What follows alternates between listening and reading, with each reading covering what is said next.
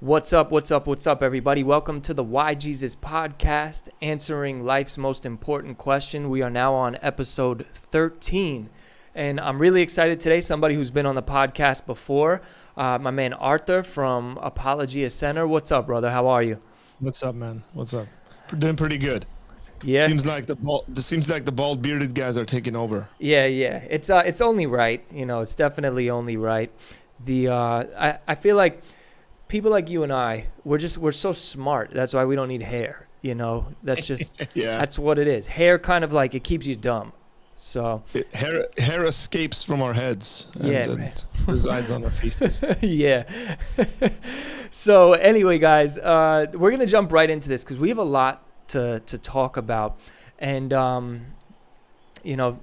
Artur was, when I was thinking about this topic for a discussion, Artur was like top of my list. I'm like, I gotta bring Artur. Either I'm gonna talk about this by myself and bore people, or I'm gonna bring on somebody who's way smarter than me, so we can have a really deep dive into this. And we want to discuss unity, right? And the reason that we want to discuss this is because unity is looked at essentially like a god sometimes. It's people's god, unity above everything, right? And we want to kind of break that down as much as we can, because the world seems to think that all we need is unity and everything is going to be perfect. We're going to end up in this utopia and there's going to be no war, no this, no that. And they believe that Christianity and religion as a whole is something that causes division. And because it causes division, it's bad. It would be like, all right, the premise is anything that causes division is bad.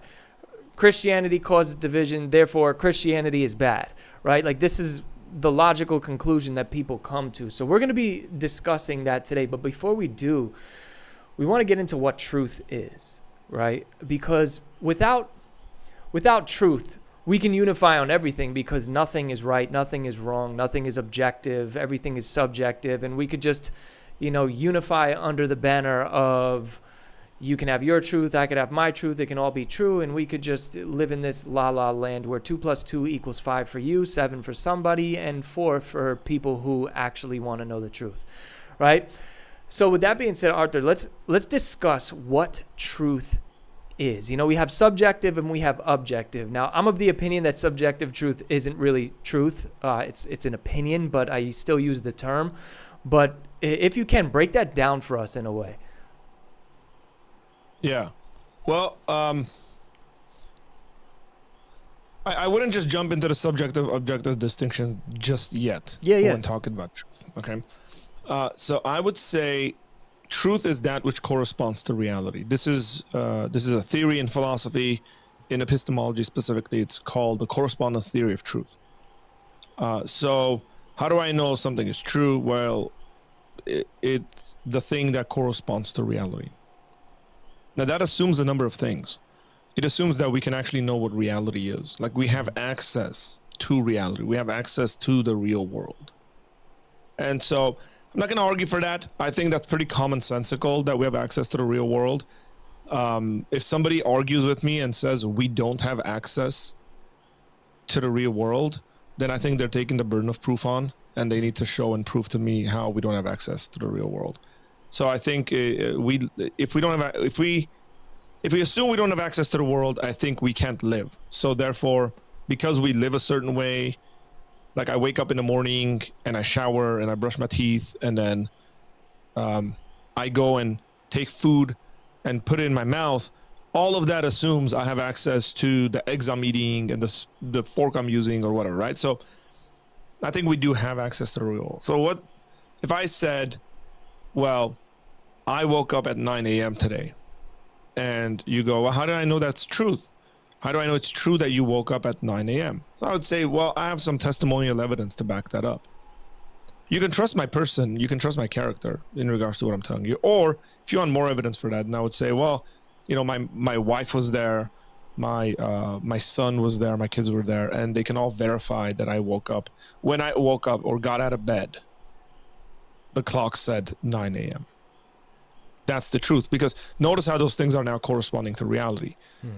So I would just say, simply put, for the sake of this conversation, I know there's always going to be folks out there that are going to be like, well, there's this issue, that there's you, or what about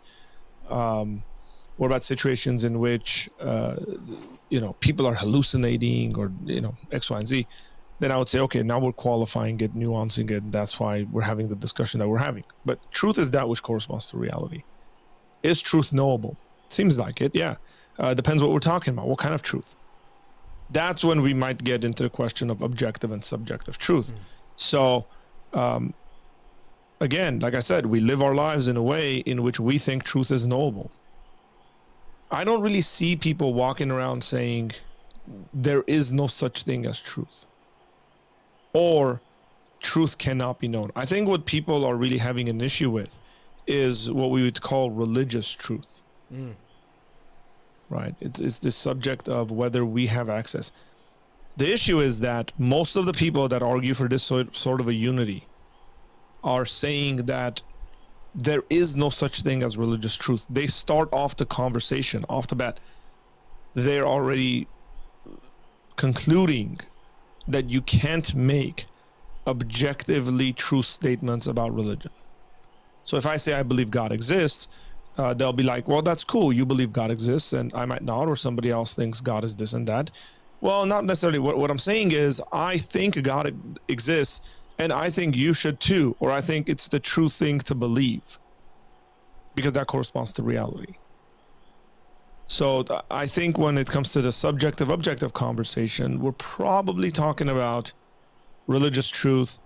A lot of the times we're also talking about, when it comes to ethics, we're talking about moral truth. A lot of people are moral relativists, and so we have conversations around those lines. But yeah, that was a long way of answering what some might think is a very simple question. But if we don't start off right, then we're gonna have a hard time with the conversation. Of course. I always in the book that I just wrote, I talk about truth as I have a little section of it called Pizza Exists, right? And we so in Yonkers, I believe that Gino's Pizza is the best pizza in Yonkers. Like, I think it's the best pizza in New York, right? That is true for me, okay? My brother, on the other hand, doesn't agree with me. He thinks that Silvio's is better than Gino's. Now, Silvio's is good, but to me, it's not better, right? Correct. So it can be true for me that Gino's is the best, and it can be true for Ryan that Silvio's is the best. But the one truth we cannot argue over is that the pizza actually exists, right? And it's kind of good that you just went through that about knowing about reality. We can infer that reality is true, right? And so the subjective truths are my taste. It's a preference, right? I think that this is better, and you think that's better. That can be true for you. It can be true for me. I like vanilla. You like chocolate. Okay, chocolate's the best for you. Vanilla's the best for me. The one thing we cannot argue over is, does this pizza that is sitting right in front of us, is this real? We could, if we want to like drift off into idealism and stuff like that. But hey, at the end of the day, what is the idealist arguing for? Yeah. What they're saying is there is a truer world. Yes. Right? They're not denying truth. They're not denying reality. What they're saying is, in this sphere, in this realm of existence, that's not the real reality. So maybe the best way to talk about this is like the Matrix movies, right? Yes. So which one's the real world, right? Is it in the Matrix, or is it Zion? Now, again, if you've watched the movie a couple of times with real closeness, you realize, and you can realize, that Zion is a part of the Matrix. But we digress. Let's not, look. I'm pretty sure we're gonna end up down some rabbit holes. Okay, let's keep the rabbit holes. 10 feet down below the surface maximum. Okay, and right back up. Okay, but when I was discussing idealism, I mean like hyper idealism, like people who actually deny that this exists. That some people even do believe that we are in a matrix, like literally in a matrix. Well, there's Christians who believe that as well. I mean, Yeah. I had a guy on my podcast, Parker. We had a conversation about this, and he speaks about it quite a bit on his show. I watched that one. Yeah, and I mean, it's cool. The thing is that they're not denying truth. We're talking about different levels of truth. Yeah. And that's okay. That's why I said, whether it's the pizza or not. By the way, I got some friends that visited me from Hoboken, and I've stayed in Hoboken. We've gone into New York. We had some pizza. There's a pizza place next to my house. It's called 786, and they said that pizza's the best pizza they've ever had. Oh yeah. Just saying. Interesting. Well, we're gonna have to. I'm gonna have to write a book just on this. All right. So look, preferences are a different issue. Yes. Everybody gets that we have preferences, right? The weird highlighter is caution colored sweater I'm wearing right now. I've gotten many people tell me like, dude, I can't believe you're wearing that. And I actually think it's a pretty nice looking color. I think that is beautiful. Thank you. It's actually it's a lot brighter than it shows on the camera, I should say. It's like a caution tape. It really is. And but that's cool, man. That's preference. Like This is not a serious matter of answering the most fundamental questions of life. Hold on, let's go down just a slight rabbit hole, right? Would they have the same response if you were on a construction site? Would they have the same response in regards to what? The same reaction to the colors that you're wearing, right? I just read an article. Oh, like if the guys on the construction site were wearing the same color as I am. Yeah, because then probably not, because they're like. Yeah, it's for a purpose, I was just reading an article. It said, don't allow your kids to buy blue bathing suits. They should wear neon bathing suits, so if anything happens, you can find them easier. I'm like, wow, that is really good advice, So anyway, that's interesting. Yeah, but anyway, back to the subject at hand. All right, so let's get into the topic of unity. Now that we've, in a sense, established that we can know truth and truth can be accessed, right? In knowing that truth is out there for us to find, right?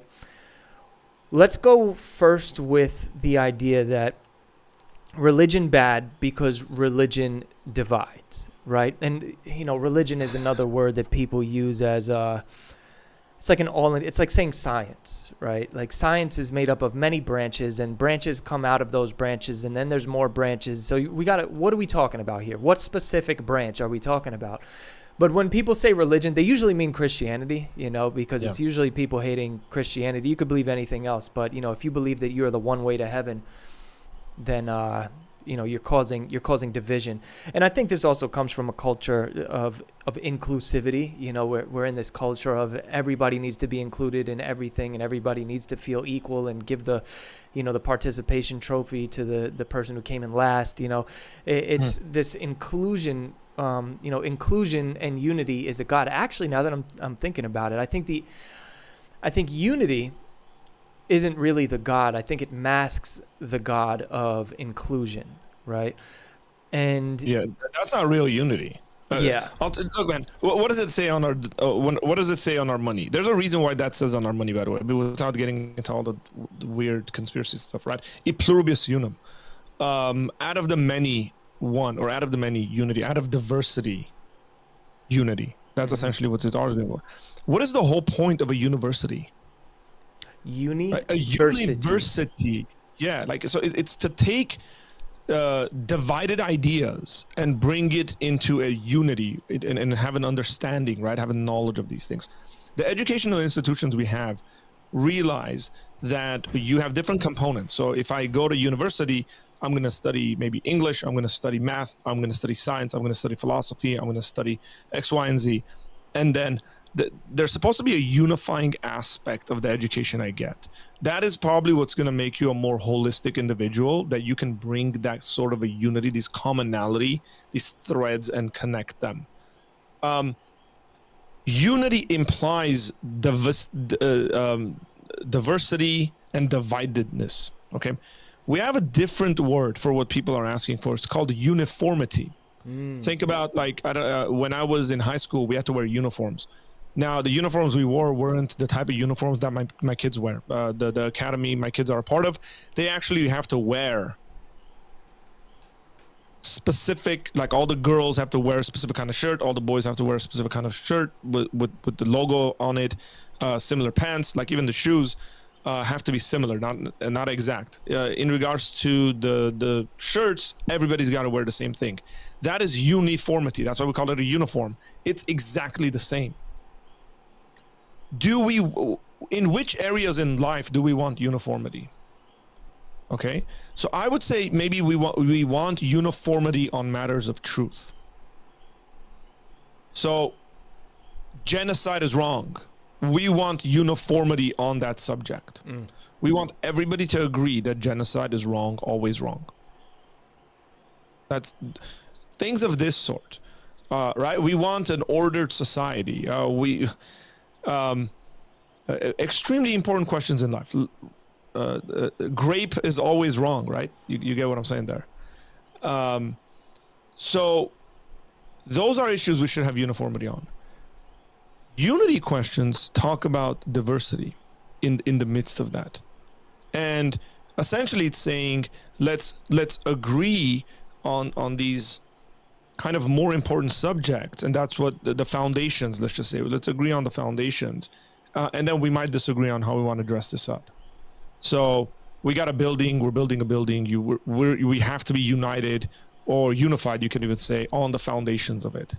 It has to be done this way. If it's not, it's going to collapse, everyone's going to die in it. Cool, let's have uniformity on that subject. But what can we have? Okay, how many windows you're going to have? What the color is going to be of the carpet or the floor. Like, those are the things we can have uniformity, unity on, right? If you want to think about religious truth, uniformity would mean everybody believes exactly all the same stuff. Okay. It masquerades itself as unity, but it is not, because uniformity might actually, in certain places, in certain ways, not give you any room for the freedom of expression, the freedom to disagree. Like, it might just kill it, like, because if it's uniform ideas, it's uniform stuff people are believing, it just kills that, right? The other question I want to ask the people who come at this when it comes to the religious question is, say something like, well, do you disagree with what the claims are of Christianity per se? Oh, yes, I do. Then why are you bringing division? If you're so much for being in unity, just agree with me. We'll be done. We'll be united. Why do I have to agree with you? Well, that's the whole thing, though. It's that they want unity, but they want you to conform to what they want to believe, right?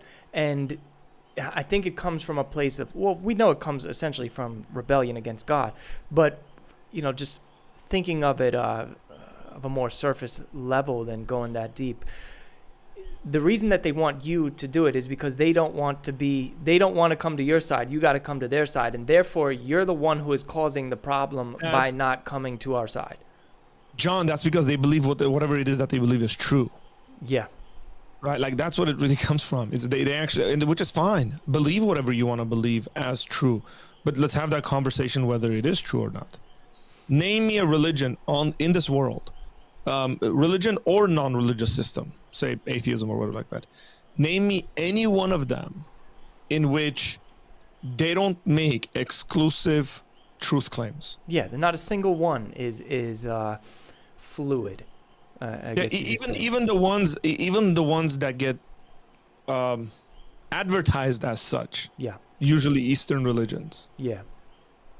Are not like this, because they disagree fundamentally with the very foundational claims of Christianity or Islam or Judaism or something like that. Mm-hmm. Right. So that's essentially that's an issue every worldview has. Every single worldview out there makes truth claims, and truth claims by nature are divisive. If you were on, they bring a separation. This is right, that's wrong. You're divided. We can't escape this. As much as we might like, as much as we might even see like, oh man, practically this would be more advantageous or something like that, we cannot escape it because this is in the fabric, in the DNA of how reality is. And so another thing I think about is like unify and do what? You know, Correct. like what are we going to do? If I submit to you, right, and I join your squad just for the sake of unity, right? I don't believe what it is that you say, but I'm going to come and join you just for the sake of unity. What do we do now? Do we go try to recruit more people to this? And if we are trying to recruit more people to this, what are we saying about what it is that we're doing? Because what if there's more people that that are on the other side than are on this side, which there's more people who hold firm to, you know, their religious beliefs than this whole, you know, unifying thing. If I cross over to your side and we're in the minority, wouldn't that make us wrong in this kind of like unifying society? Yeah. It creates all sorts of weird problems, right? But let's start where it would make sense to unite on all over. Like let's just say, look, say we live in a country where, and we do. As a matter of fact, something that just happened with you guys, right? Like you guys just had a whole flood situation that happened. Mm-hmm. Let's just say like your Jewish and Muslim neighbors got up and they were like, hey, John, we want to come help you guys clean up at the church. They just want to lend a hand to help you out. Like, would that be something you would unite with someone on? Yeah. Yeah, of course. I mean, these would be those most fundamental things that you'd be united on. I mean, if the mosque down the road got flooded, I sure hope that Christians would say, cool, like let's give these people a hand. Yeah. Let's serve them, because that's a very Christian thing to do. That's actually where I was planning on bringing this conversation to, where it is where true unity is, right? True unity is what it is you're saying right now, where if I differ with somebody, and, you know, prime example is Christians and Muslim, we severely differ on the nature of God. Yeah. We severely differ in the practice of our religion. We severely differ on who Jesus Christ is. We severely differ on a lot of things. But as you said, if, you know, down the street there's a mosque that's flooded or something and they need help, well, we unify in helping them. You know, or if there's an earthquake or something, right? Like you start digging up bodies, like you would want like your police department, you would want your fire department, like you would want government in regards to that is serving the people to actually be in a place where they don't distinguish between, right? You call the cops and they're like, wait, are you a Christian or a Muslim or a Jew? Yeah, right. Tell us, and then we'll prioritize as to like where we're gonna go first. Yeah, you definitely don't want that. Or they like try to see who on the force they got that's of the same, you know, belief system. And they're like, all right, well, you know, Rashid is not here until Tuesday. He's bugged. Yeah, so, you know, we could send a Jewish dude, but, you know, you're not unifying. But so it draws this whole people think that you cannot unify and be different. Especially when it comes to religious beliefs, and that's where I think that us as Christians, especially, we have you know, just in our belief system that we're to help anybody who needs the help, you know, and to say, hey, you shouldn't be a Christian, I would think that is one of the most disunifying things that you can do, because many other religious systems have a much higher priority on their own than everyone else. Now, don't get me wrong, in Christianity, we should, you know, be taking care of our brothers and sisters in Christ first, but it's not like, hey, way ahead of everybody else. You know, we are to be salt and light of the earth. How can you do that without helping people, no matter who they are? The prime example is the Good Samaritan story, you know, who is, you know, my neighbor, who is my neighbor. And it's... By the way, that also the other thing is, like, let's assume that a lot of us have family members who aren't believers, like biologically family members. It's like if I'm not helping folks, like, does that include my dad? Does that include my brother? Does that include my sister? Yeah, What yeah. does that look like, right? So we, and there are systems, by the way, that will tell you not to help people. Yeah, the There caste are system. systems. Yeah, the caste system is exactly what comes out of that. Yep. Where, hey, the karmic force is punishing them. Don't get involved in that. Don't get Yeah. involved in the punishment. They deserve this. Yep. And it's like they have to pay off their debt. So, don't go help them, which is why you see such a difference between the rich and the poor in in countries that really adhere to that system, right? And if you then flip it to like what we have, where our foundations are, not all of the founding fathers were Christians, but they believed in God and they got their morality from the Judeo-Christian worldview.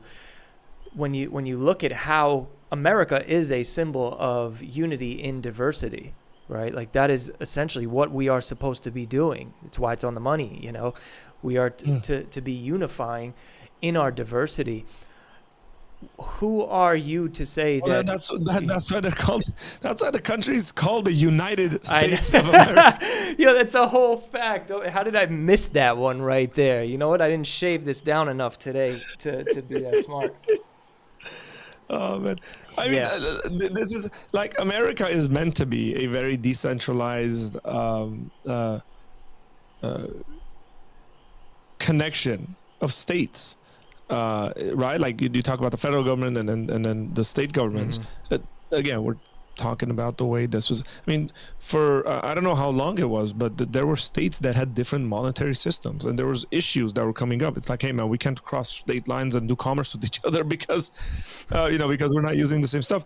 So they had to federalize a number of things, but that's the foundation of the country. I mean, the country was meant to be that. They wanted to honor the sovereignty of the more local kind of states rather than put all the attention on the federal government. I mean, it's gotten bigger and maybe rightly so. I don't know. I don't want to get into that conversation.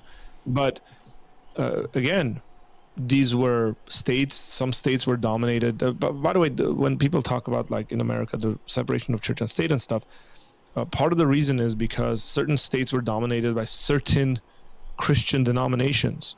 So it's like if the Germans settled in certain states, it was heavily Lutheran, or, if the British were somewhere, then it was predominantly Anglican. And what they didn't want, the separation of church and state, wasn't to create like a separation between a very secular government as opposed to a very religious government. It was not to let any one denomination, right? And if you want to, even in the modern sense, any one religion be dominant over.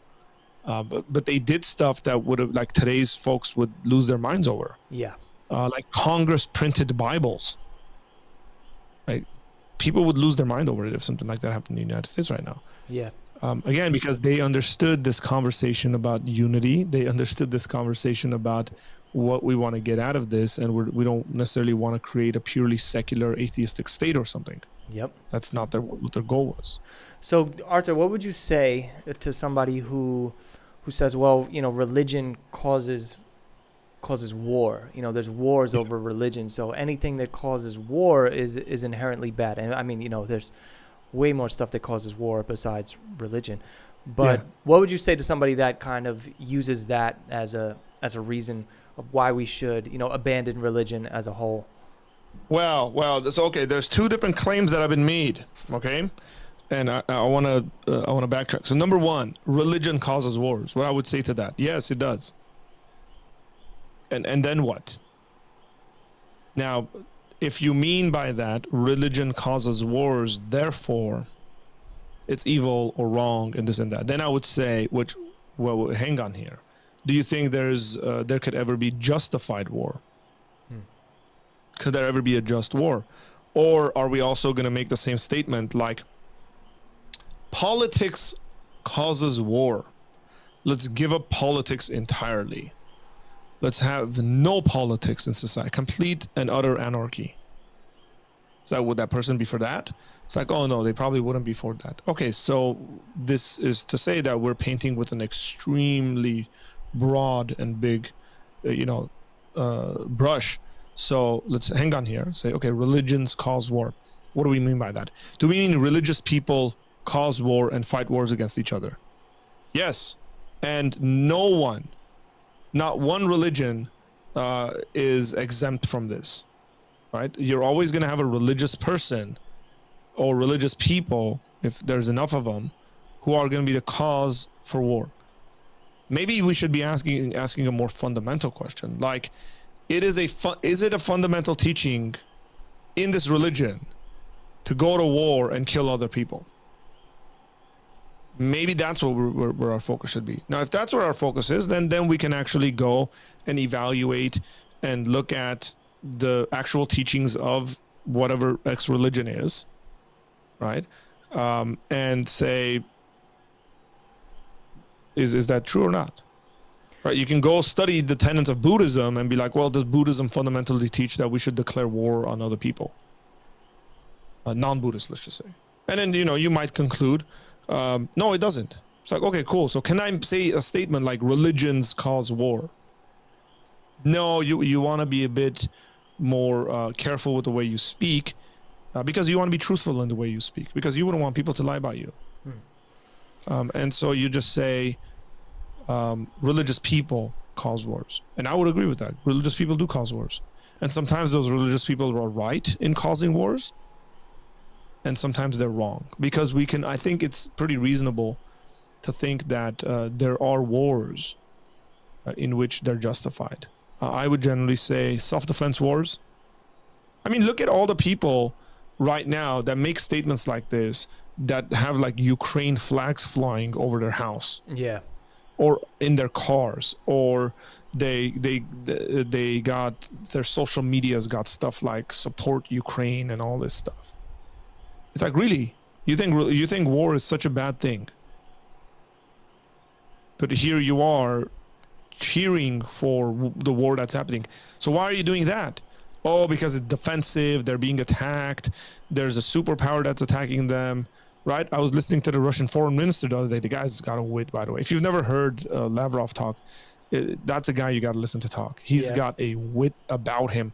And he said something like, if you can't go to sleep, he really put it to Americans. He said, if you can't go to sleep at night, because somebody had asked him a question, because of what's going on in Ukraine, just imagine that the Ukrainians are Middle Easterners and that Russia is the United States. Dang, then you can go to sleep, bro. Just fine. Dang. He's straight up, man. Like, just put him in their place. Sergei Lavrov, by the way. That's what his name is. And hey, Americans, look, he's calling out straight up hypocrisy. Right? So when the United States was in, I'm not even talking about the justification of this, right? Yeah. But when the United States was in Iraq or Afghanistan, I have friends who were in Iraq when the American military went into Baghdad. Like, they were in Baghdad, right? And when the American military went to Baghdad or Afghanistan and Kabul or whatever like that, were us Americans losing sleep, or are we like? Is there social propaganda going on? That's essentially what he's going after. But you can't just make these extremely broad statements like wars are bad. It's like, okay, cool. Then you're also going to conclude World War II was bad. So you think everybody should have just sat by and watched the Nazis do whatever it was that they were doing? They were just trying to unify the world. Yeah. You know? Yeah, exactly. Yeah, right? Trying to unify the world. Look, man, everybody should have just put their weapons down and just accepted what they were saying. Yep. And then nobody would have died. Yeah, it's all good. Just unify. By the way, guys, that was sarcasm, just in case one of you wants to clip this up and turn me into a Nazi or something. Oh, man. Yeah, you got to be so careful on social media. Correct. So what about ideologies, right? Where, all right, so we got to unify. What if in the ideology there is command to hurt people or execute people who are not part of your religion, right? Then is it correct? Can we unify with people who may be under that umbrella of that religion who maybe don't adhere to those things, or maybe they don't practice it to its logical conclusion or fullest extent.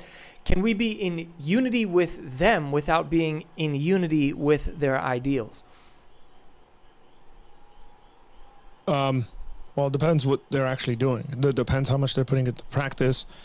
Depends what's going on. And I would say to be generous in these conversations is very important. Because look, I'll give you an example, right? Like so Muslims get a bad rap for this, and I would actually say rightly so, because of the sort of stuff Muhammad did. But my parents were born and raised in Iran, and my parents were in Iran. I've shared this before, but they were in Iran when the revolution happened in Iran in 1979. And so they saw the Shah, the king of Iran, versus the Ayatollahs, the mullahs of Iran. And you know what they weren't doing? They weren't going around slaughtering every non-Muslim. Right? They have developed an internal system in a Shiite Muslim country like Iran, as to how they are to treat non-Muslims who might be like ethnically non-Muslim. I know that might not make sense to Americans, but that's the way the world, and predominantly the Middle East. So there's like documentaries that were put out by the Iranian government talking about how there's lots of religious tolerance in Iran. I've watched these things, and they're right, because they'll bring in Armenians, they'll bring in Assyrians and say, hey, we don't bother the Assyrians, look at the churches they have. We don't bother the Armenians, look at the churches they have. They worship God, they're openly welcome to worship God. As a matter of fact, even within their institutions, like when they go into their churches and stuff like that, into their halls, they don't have to have head coverings, none of this stuff. Because we have freedom. But in larger society, when they're in the larger Muslim context, they gotta adhere to these rules that we have about head coverings and so on and so forth. Now, what they don't say in that documentary, obviously, is things like, well, how do you treat Iranians who become Muslim Iranians who become Christians? Would you treat them with the same tolerance and love as you would the Assyrian or the Armenian Christians? It's like, no, because those guys can't change religions, because there's specific laws when it comes to apostasy within Islam. But see how they've distinguished between these groups that they're going to say, cool. So even converting, like Muslims can convert Christians. So if any one of those Armenians or Assyrians decided to become a Muslim, nobody would have an issue. But if any one of the Muslims if the Christians started doing missionary work and evangelizing the Muslims, it would become an issue. They would actually tell the Christians to stop doing what they're doing, because you can't do that. You can't try to proselytize your faith and convert non-Christians, predominantly Muslims, into your Christian. So they've created internal systems. I don't think it's like a free-for-all. I don't think people just go around obviously killing. And so again, it's one of these things we have a nuanced conversation. So there could be religions, and maybe there are religions. I'm being very broad here, by the way, and that's intentional. But where some of these things are taught, what we would need to do is examine what the reasons are. So if something is punishable by death, right? Some sin is punishable by death. It's like, can we be... Here's the irony, right? This just happened in the World Cup, and it was very interesting watching this happen. It didn't happen as much in the United States, but it was really lively in Europe.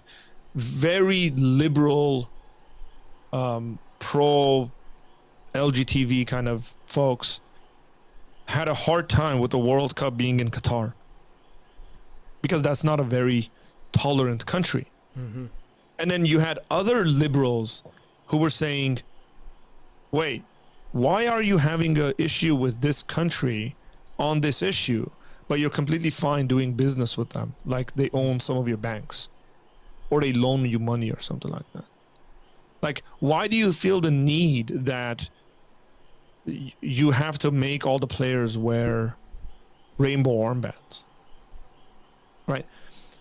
And then again, there was that unity issue, and all the players that, like, in Western countries are like super active and talk about this stuff.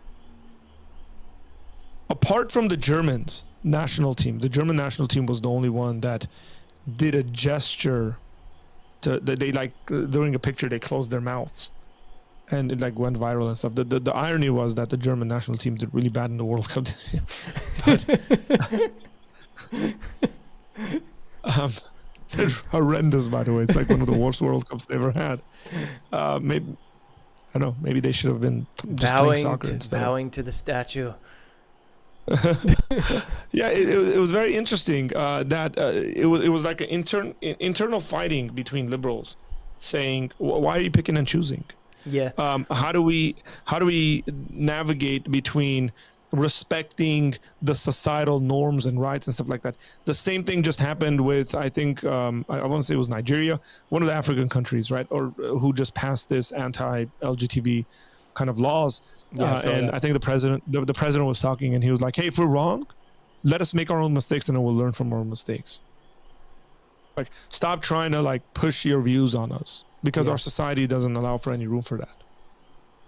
And it's very hard navigating through that. It's like, what kind of relations do you have with individuals? Now, these are countries we're talking about, but what do you do with your neighbor who thinks whatever, like your existence is X, Y, and Z, right? Like, what do I do with my neighbor who every time I say I'm going to go pray, and even if I say I pray to him, he's thinking, he's not going to thank me that I should pray for him. It's really weird, by the way. If I tell a Muslim I'm going to pray for them, I don't think in reality a Muslim should thank me for praying for them,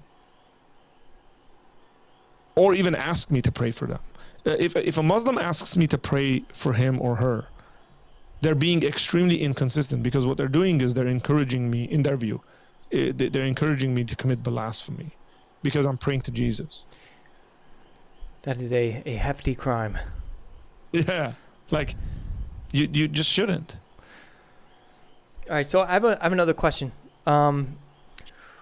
What about I have it written ready. Oh, yes.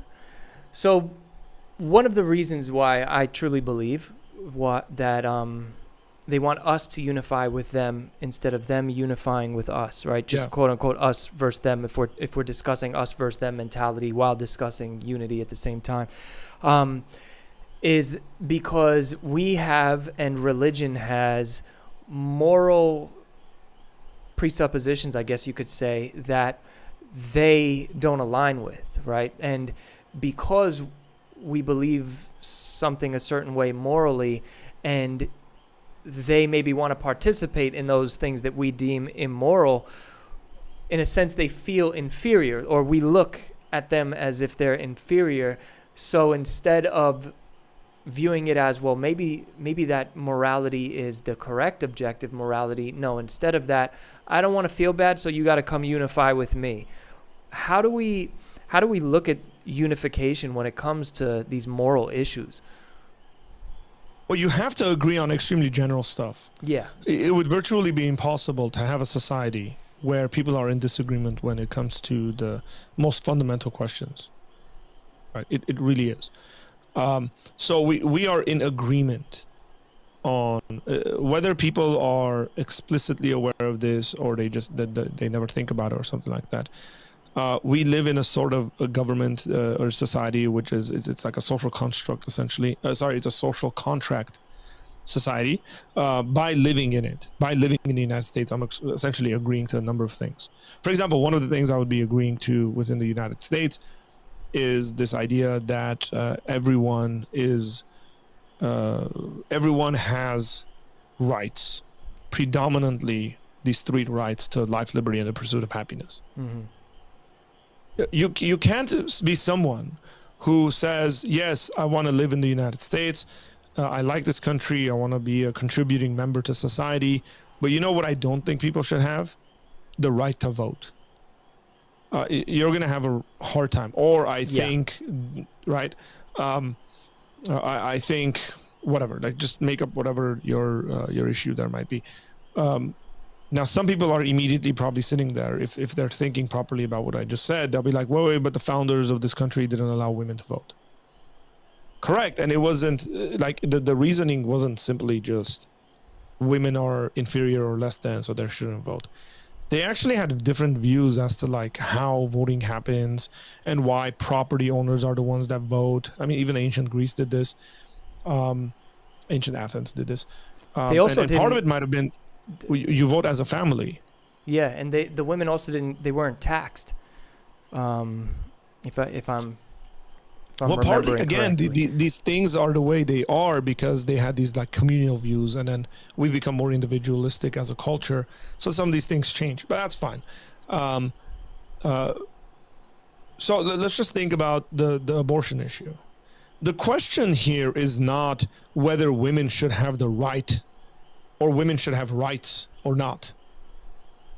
I know that's where it gets, like, that's the way it's propagated. The propaganda is that it's that. The propaganda is that, oh, you're saying that women shouldn't have rights. It's like, no. What we're saying is nobody should have the right to kill their babies. Yes. So, but you already agree with me on that. Like, everybody agrees that we shouldn't have the right to kill our babies. Now, where's the disagreement? Where's the disunity in reality? Well, I don't think that's a baby, is what they're saying. I don't want to think that's a baby. That's what they're saying. Well, let's. Again, Sorry, that was me. No. I try to be as gracious as I can because because I've heard many things from many different people. Like I've heard people tell me stuff like, "That's just the tissues and it's just cells." I've heard people say like, and I'm talking about people going into abortion clinics themselves to have abortion, saying like, "Yeah, that's my baby. I believe that's a baby, and I don't have an issue terminating this baby." Yeah, that's crazy. Or deleting this baby. Like, so that's been said to me. Like, that's not, I didn't read in the book. Like, somebody who's going into a clinic to do that has told me, this is a child. I believe this is a child. I got 3 other kids at home. And you don't have to convince me that this is a baby. But I think I'm justified in deleting this baby because of, and then they'll give you a reason. Or some reasons. I can't emotionally take care of it. I can't financially take care of it, X, Y, and Z, right? Now, then the conversation changes. Could that ever be justified? Should that ever be justified? But in the generalities, we're still in agreement. Like, women have rights, men have rights. What those rights look like, what you can do with your rights, what you can't do with your rights. Then they get qualified. For example, I remember my high school teacher saying, "Hey, we have a freedom of speech in the United States and it's all good." And by the way, my high school history teacher was an extremely Republican conservative man. And he would say, "We have complete freedom in the United States. But you know what you can't do? You can't stand up in a movie theater and scream fire.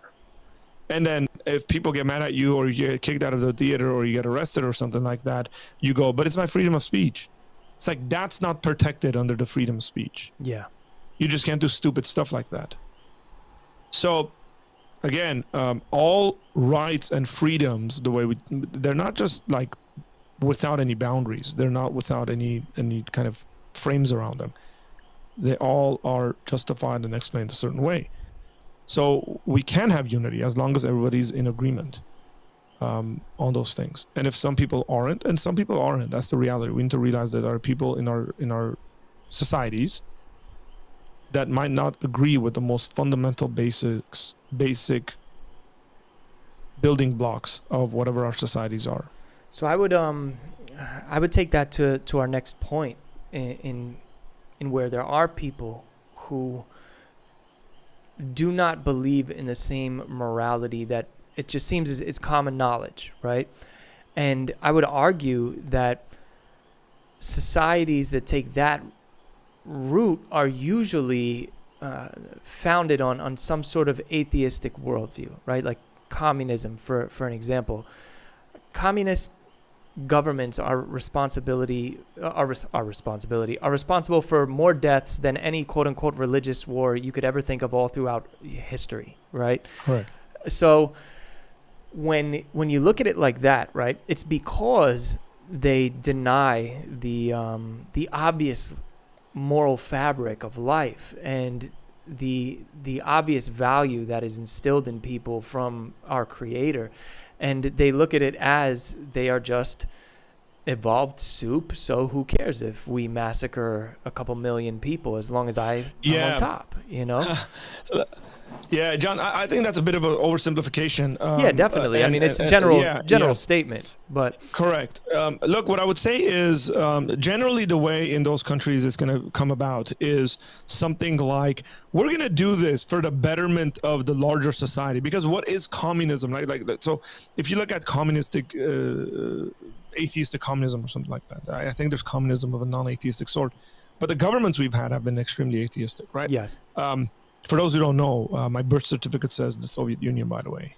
Thug life. So Thug life. that should be stated. I was born in the Soviet Union, and I lived the first 5 years of my life under the authoritarian thumb of the Soviet Union. Now I was a kid, and maybe I didn't realize quite a bit of stuff. But no wonder you ended up in California. I have come to loathe anything remotely close to communism, because I realized that didn't stop when communism fell. The ideology and the mentality that people had is still there to a great extent in those countries. But so when Stalin kills, I don't know how many millions of people, farmers, right? There's a justification to that. In regards to the farmers are essentially oppressing, the farmers they have land ownership, they're richer than everybody else, so they're, it's class warfare that gets pitted against one another. They're still arguing in a very weird, twisted, ironic way. They're still arguing from a superior moral perspective. Yes. I don't think we can ever run away from proclaiming superior moral systems. So let's look at the tolerance gang, right? That you should tolerate everything. Why? Why should I tolerate everything? By the way, and I'm talking about the individuals, not saying like, hey, disagree with one another, but respect and love one another. Yeah. Like, I'm talking not the classical sense of the word tolerance. The modern sense, which I would agree. Neo-tolerance. Yeah. The sense in regards to, like, if you don't tolerate, you hate them. Yes. Or if you don't tolerate, you're a bigot. Or if you don't tolerate, or tolerance means acceptance or something like that.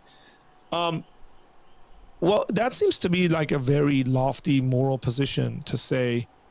To accept people is the right thing to do. That's an objective moral position they're taking. It's also because why would they take unifying? It it's also to be on our topic. It's a unifying statement. Yeah.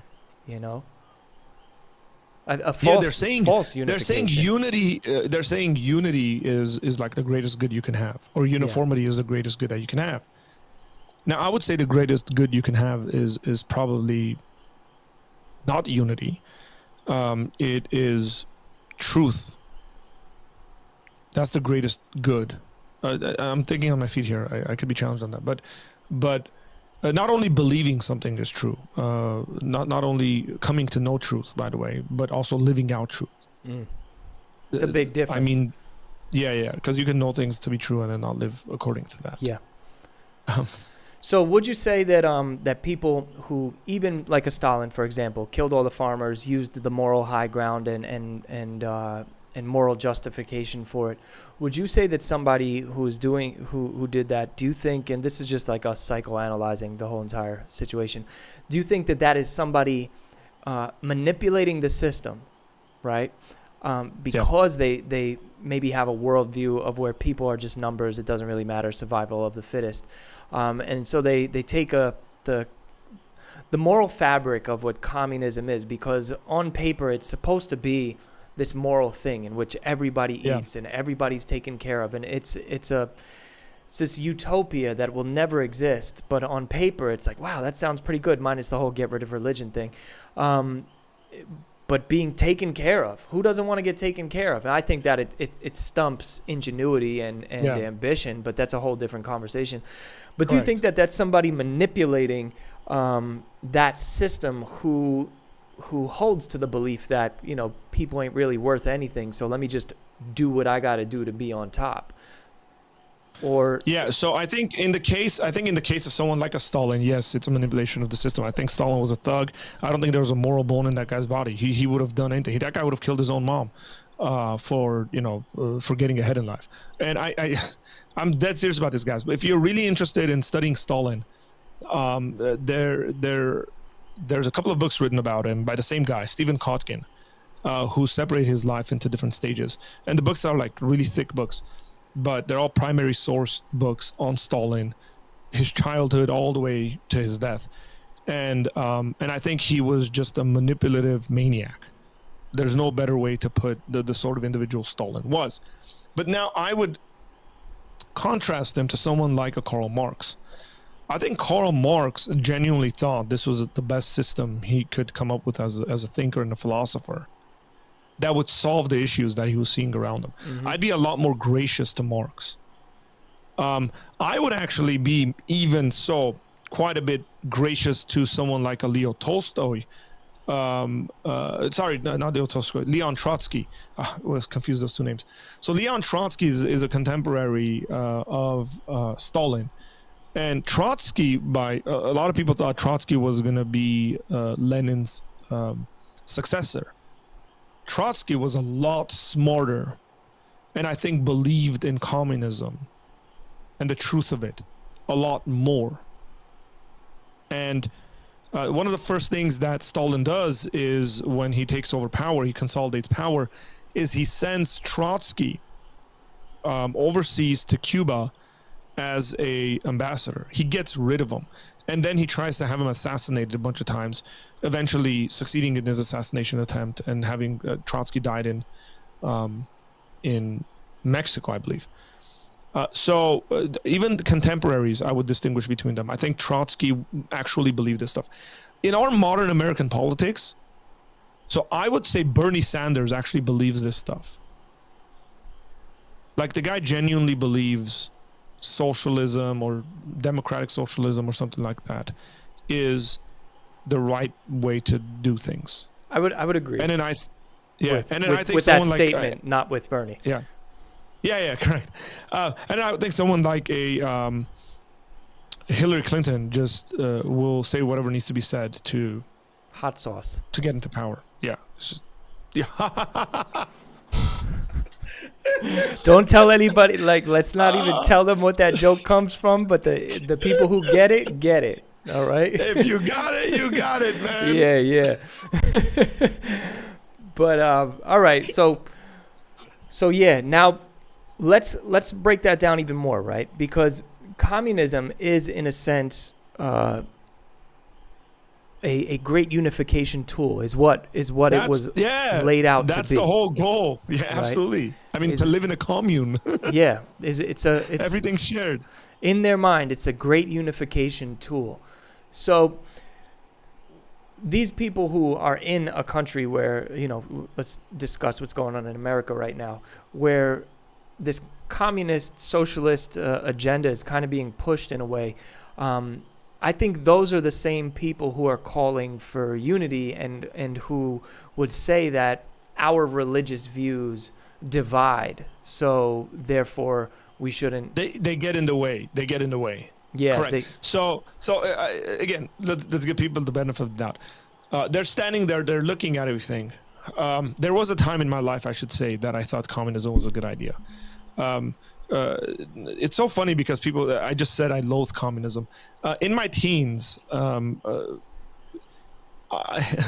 was sitting there saying, what could bring like people into line, like to behave themselves?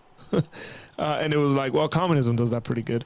So I loathe the system that for various reasons, but then I was attracted to the system because I actually liked totalitarian dictators quite a bit. And then obviously became a Christian and have come to different conclusions on that stuff. I Thank can't God. stand that stuff. But yeah. Praise God. The people are looking at this and they're saying, look, we can have a really good thing here. Okay? We can have a really good thing here. And these religious people are just really annoying. and they're causing an issue. Like they're stopping us from having this really, really good thing. And we need to tell them to stop it, to stop talking about it, stop trying to put it into our politics, stop trying to, export it in various ways by evangelizing. And so it's like, can you guys, as religious people, so whether you're Muslim or Christian or whatever like that, just shut your mouths, agree to disagree, and not bring this up again. And then we can have this utopian kind of agreement with one another. Yeah, if they were right about that, number one, let's get past the issue of, well, our religions fundamentally tell us that we need to evangelize and tell people that they need to become Christians, or a Muslim believes that they need to evangelize and bring everyone else under submission of Islam, because that's what Islam means, right? Submission to Allah.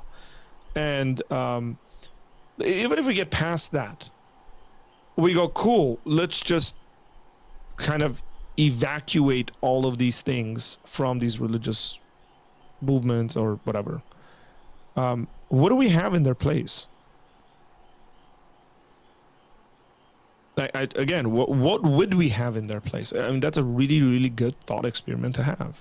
Yeah, it goes back to what we were saying before. Like, what would we do if we... I'll give you a perfect explanation about this. The founding of this country, the founding of the United States of America, is based on a number of factors. One of them being the Greco-Roman idea of a republic and a democracy. The United States is not a democracy. Yeah. The United States is not a pure democracy. People need to get that language out of their mouths. Yes. The United States is a representative republic, and there's a reason for that. But the United States has 3 branches of government. Okay, it is what we call the separation of powers, right? Checks and balances. Mm-hmm. Learned this stuff in high school if you paid any attention in history class. Why did the people who founded this country think it was a good idea to have a separation of powers and that powers need to be checked? Well, historically, they saw development, and there was this old adage that said, power corrupts and absolute power corrupts absolutely. There's that. There's the other thing of a number of political philosophers in Europe who were writing in the 1700s who fundamentally believed that human beings were sinful, and anytime they get anything their hands on, they're going to mess it up. And so they need to be, like, that needs to be balanced. You don't want to give one person too much power, and it needs to be balanced. Now, this is reasonable as well as religiously motivated in regards to thinking. I mean, how many people do we have in politics, generally speaking, like political theory and philosophy? I'm not talking about like politics in the sense of like this guy's a Republican or Democrat or something. Speaking in these terms, like human beings are naturally evil, so we should limit their power. Like, I would love for the president of the United States, whoever it is, conservative or not, to get up and say, hey, I don't trust myself because I'm a fallen, flawed human being. And so I would think it's a better idea for me to not have as much power as I'm given. Like, I would love that. Hey, it's probably in the council of many, there's wisdom. Let's get ourselves, let's distribute this power amongst where I think the power should be in the United States is within Congress, within the House and the Senate, right? So what I'm saying is, like, if we were to remove that stuff, if we were to remove the writings of a number of these European thinkers that influenced and impacted the framers of this country, and those individuals' writings were religiously motivated, what are we left with? What would we get? What would we get? Right? This is the ideology of it. Would we get a pure democracy? Would we get, I don't know, some form of like a number of European countries have like a very secular parliamentarian system? Right? Maybe we would, and maybe, hey, some might argue that might even work better or something like that. What's interesting is many of the most corrupt governments in the world have like democratic in their name. You know, it's like, yeah, it's not really a democracy. I was watching uh, I forget her name, but she was just on the Cultish podcast. But she escaped North Korea, right? And she was like, yes. she's like, they have voting there, but there's only one person on the ballot. There's a guard. There's a soldier watching you put the vote in. So it's not like you could even write somebody else's name. It's all just a show, right? Yeah. So, afterwards, everything, oh, yeah, Kim Jong-il. He won. Kim Jong-un. 99.98% of 100%. This shows that he is a divine God in the flesh, So it's so good that, this is why I love the United States. We are definitely a flawed country, but the system is set up in a way where the system works. It's full of jacked up people. You got to think about this, right? If it truly was just a democracy, and let's just say that we voted one person into power every single time, and that person called all the shots, what would we have right now? It'd be a scary place. An absolutely scary place, because the people who are involved in this, who are trying to get all of this power, right? Politicians are trying to get all this power. It's limited on how much they can get because of the checks and balances. And correct. I think that the fact that the government is divided, the system of the government is divided into three separate parts, is the way that we can have a unified and united states. Correct. And isn't that interesting? Is that now we're talking about unity and diversity. It's the idea is that, hey, you guys have your spheres, and you're going to check these guys, and you guys do your thing, and you're going to check these guys, and you guys do this thing, and you're going to check, and we get these divided things that bring about unity. And these guys all disagree. Mm-hmm. I mean, it's phenomenal to me, by the way. I know there's a lot of just venom that gets spewed in regards to the Supreme Court. Have these people ever read one of the decisions by the Supreme Court? Like, the amount of respect, the amount of just like friendly responses that they get, but in a very strong point of dissent, like if they've ever read a dissent, but by anyone, by the way, whether it's a conservative writing a dissent or whether it's a liberal writing a dissent, these guys go to work every single day, and they're going to have to deal with issues where they got to find common ground on. Mm-hmm. Every single day, man. This is their life, and what they need to do, and the proper thing to do in regards to the sort of job they have. They need to have the humility to humble themselves under the law of the land and say, our job is not to come up with law. Congress does that. Our job is to implement the law, is to interpret the law, and then do it well enough for the general population of the United States. That's a very hard job. Mm-hmm. And then they're going to have disagreements on some major stuff. But if you look at most stuff that they actually vote on, most of the stuff is, I don't know, like 8-1, 7-2. And you get considered, because those things don't really matter in regards to these like fundamental sort of things, and they might have legal disagreements with one another and all that. So it's a very hard job, but again, there's a reason for these things. So there's a comment that's saying that, they got some of these ideas from ancient Greek and Roman republics as well. I usually don't on these things. I usually don't jump into the chat, but we'll pull it up since you pointed it out. Yeah, right. Look, I mentioned that, right? And I appreciate that. I mentioned that. The United States is, in my opinion, the United States and the system is a good combination of the good aspects of the Greek democracy, Greek democratic thought. It's a good aspects of the Roman Republic, and it's really good aspects of what I would say Christian European philosophical thought, and non-Christian, kind of like the rationalists. It's a good combination. They did a good job bringing all of these things together and developing a system. I'm not saying it's purely Christian or something like that. Yeah. Well, what I would say is, like, there's fundamental stuff that are assumed in these things that I can't see another religious system or non-religious system that believes that.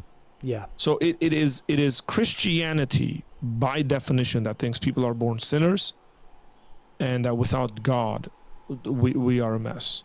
Yeah. And now that gets explained in various ways in regards to common grace and not, but that is a very authentically Christian view of things. We are naturally sinful. So since we're on the topic of Christianity, right? Let's talk about unity in the body. And we don't have to get into specific topics or specific things, points of contention or anything, but I would say I'm a halfway controversial figure when it comes to this stuff of causing division is what I'm accused of doing, right? So when it comes to the body having severe disagreements but unifying on the essentials, you're in our chat, you're a big participant of our Christian creators and why Jesus, system of unification that we have going on, and there's a huge diversity of thought and theology in there, and I think we do a good job at unifying and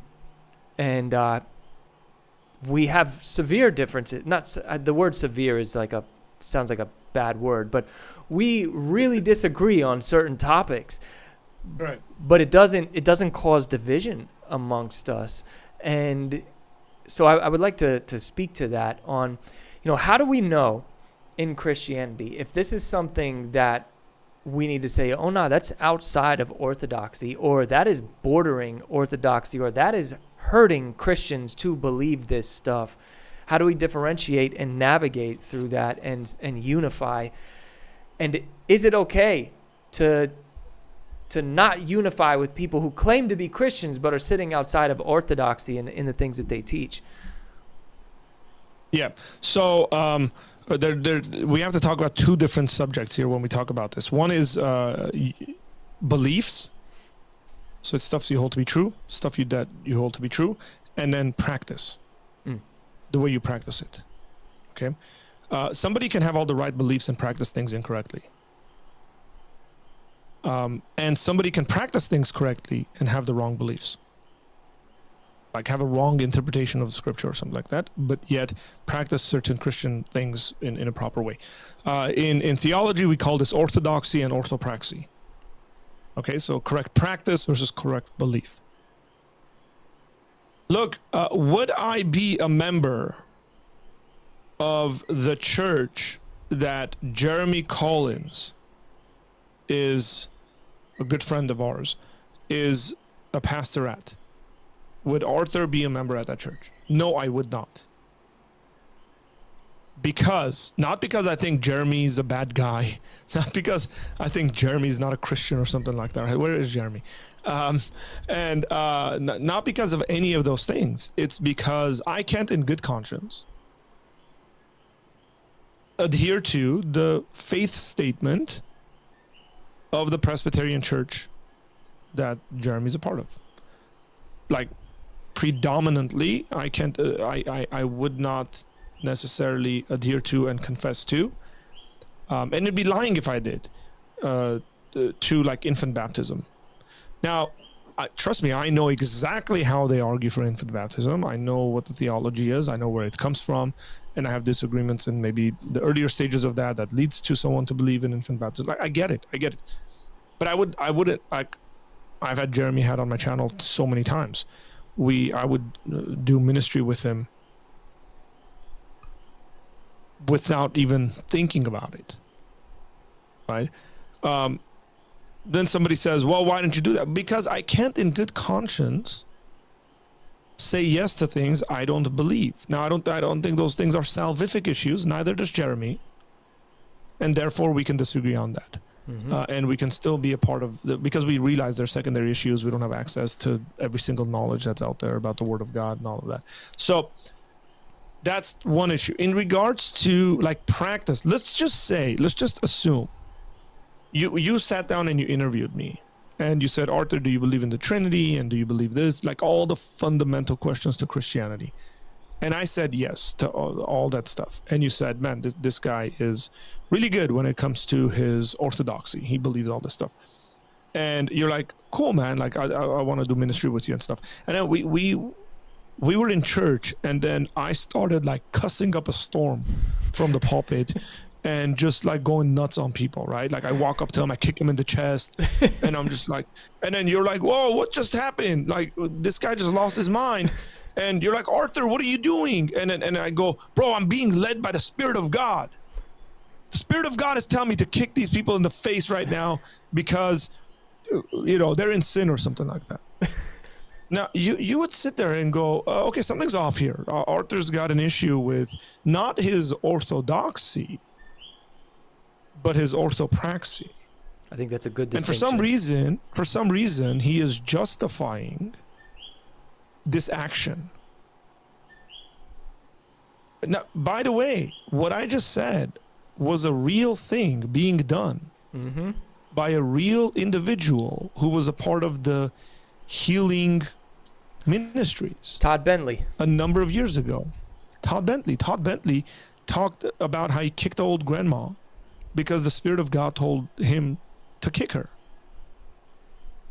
Right? Now, if I were to sit there and say, hey, Todd, let's just say, I'm just going to I haven't done much research on Todd Bentley. Yeah. But If I would say, hey, do you believe, let's just say I say, hey, Todd, do you believe that Jesus is God? And he was like, yes. Do you believe that Jesus resurrected from the dead? And he's like, yes. Do you believe in the Trinity? And he was like, yes. It's like, cool, stop kicking people. Like, just, this is bad practice. There is room, and there should always be room for us to criticize each other on the practice of things without having to resort to saying the person's not a Christian. Right? We do this all the time in our local churches. We rebuke people, we correct people, we pull them aside and say, hey man, the way you respond to that sister or that brother wasn't right, wasn't Christ-like. You didn't do it with grace and mercy and truth and all this stuff. We do this all the time. It seems to be that maybe the reason why people get offended is because they gotta be careful here. So I think, generally speaking, let me put it on myself. When I get offended, when somebody says something to me and my immediate response is to not understand what they're saying and take offense at what they're saying, is most of the time is because I'm hearing them the way I would be communicating those same things. Okay? So if somebody who disagrees with me theologically, and my every other word about people who disagree with me theologically is that they're not real Christians, and then somebody says, Artur, you shouldn't be doing that, what I'm hearing them say is that I'm not a real Christian. And therefore I have a certain kind of response. Now this is doing a little psychoanalyzing and stuff like that, but that's what I've noticed when it comes to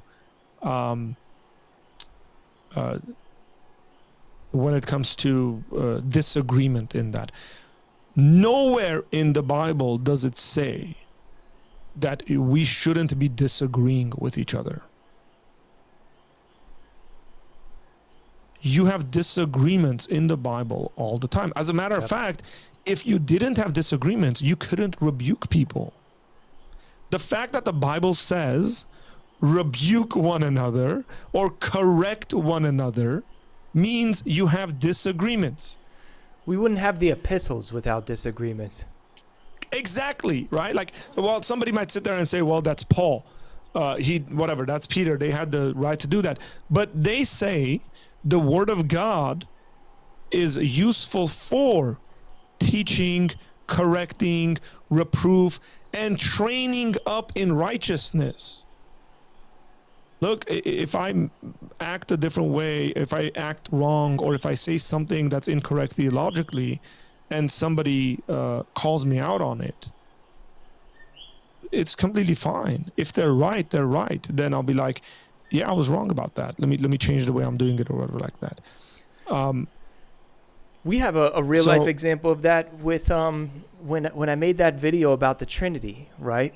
When we had, when I had all these Muslims like doing all this, like on my page like crazy, like talking bad about the Trinity, and I pulled a, hey Patrick, and it was just a bad analogy. And Artur sent me a message on the side. He's like, hey man, I get what you're saying, but it could be interpreted incorrectly.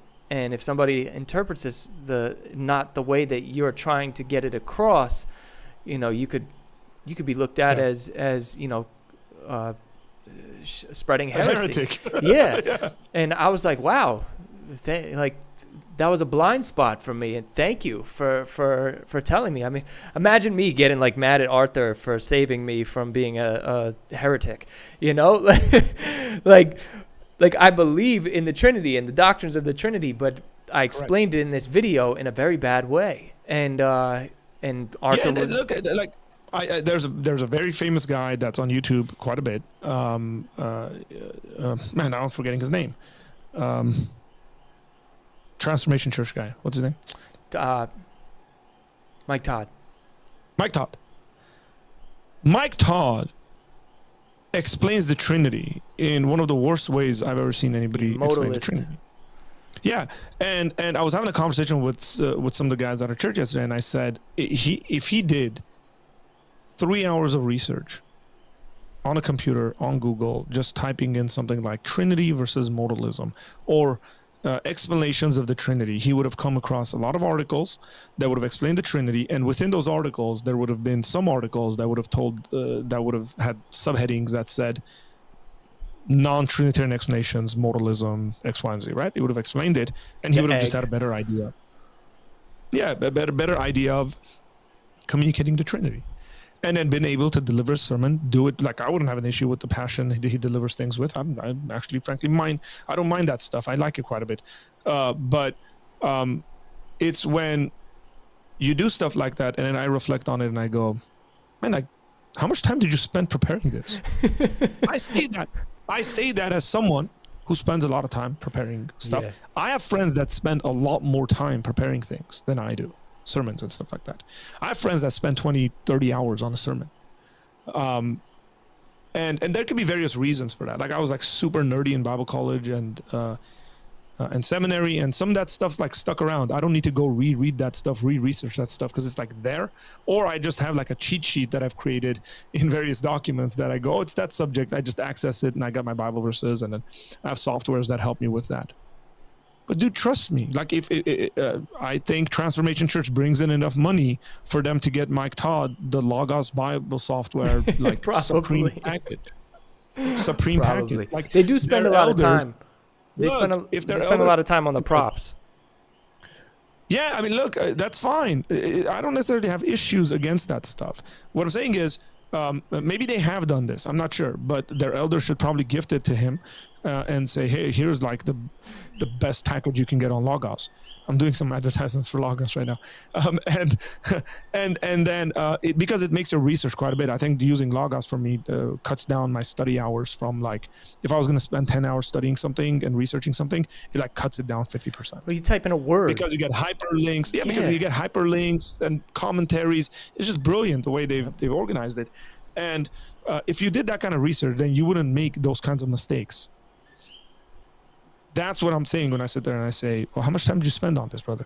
And so when you do that, trust me, you have now given me reason to criticize you. And I would say the reason I would criticize you is not because I don't like you or I just disagree with you. Or I'm just a hater out there or something like that. It's because hundreds of thousands of people are listening to you, communicating very wrong things about God.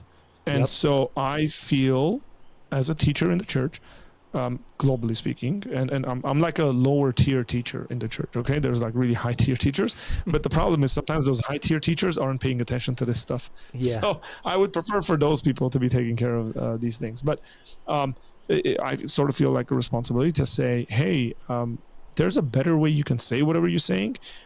And dude, like if anyone, by the way, I would say anyone, if it's like you want to get on a call and talk and explain, let's do it. Yeah. And you should be like, you don't even have to come to me. Trust me, dude. Like some of these guys are big enough and famous enough to reach out to really good, articulate individuals that they have access to. And they that you want and to I don't have, access they to. want to have the conversations with them. Like they Yeah. really do. And that's, you know, when we're talking about unity, I think that's one of the best parts about anything that I've ever done. Right. And there's a lot of, you know, heresy hunting and craziness that goes on Christian YouTube, which is what it is. But like the communities that I've found and the people who support the channels, and like people like, you know, you and Jeremy Collins and all of the other people in the Why Jesus network, and it's like the support in think that the Christian church, like the true church who can have unity in the essentials, can actually be an example of what all of these other people are trying to do by just getting you to force comply to unify. Did that make sense?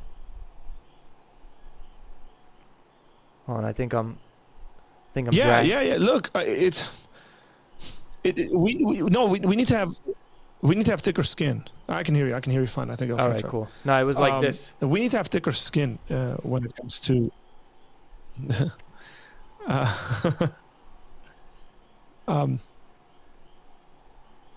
We good? I think so. Is there like a storm passing by you? And I don't know. You know what it is we've been on for an hour and a half, and Puerto Rico Wi-Fi, the coquis are outside like, yo, you've been on for too long. Okay, coqui. It's over. Get like.